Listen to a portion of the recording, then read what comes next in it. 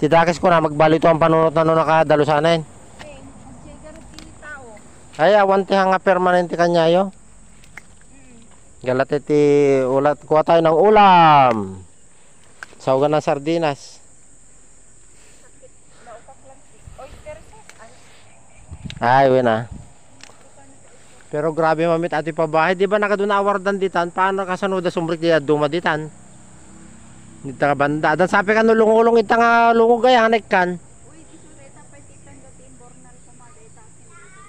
Kasi napigsa ata. Tapos lawaig ato yung nagulaki. Grabe may dito nga project ti gobyerno man niya pabahay. Kaya pala hindi nababahayan eh. Di ba no kaya sino karubang bintangay? Ay, dito lang. Duduwa kayo pala dita. Ah, dapat may sadyay.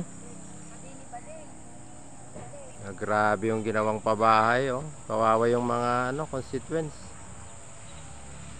Bundok na, mahirap pa yung daan. Kalsada ako, sumakita nga to. Grabe yung pabahay dito, oh. Yan na, oh. Bangin-bangin, oh.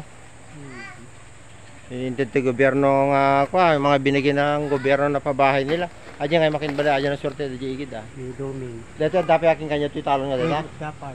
O, paano titira yan? Tatlo. Talo na yun.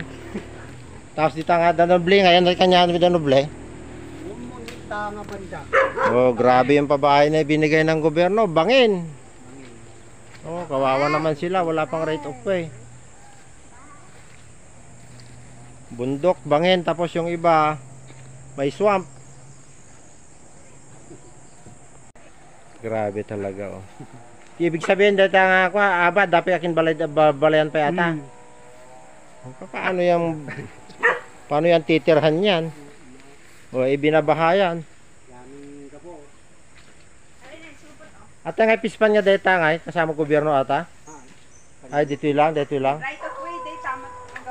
Tapis panan.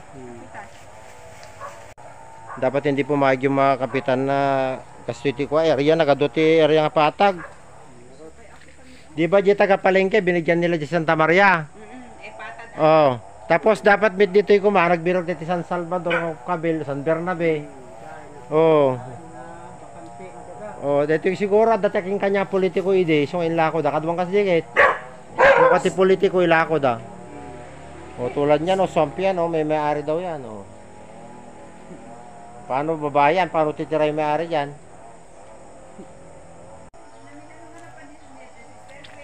Oo.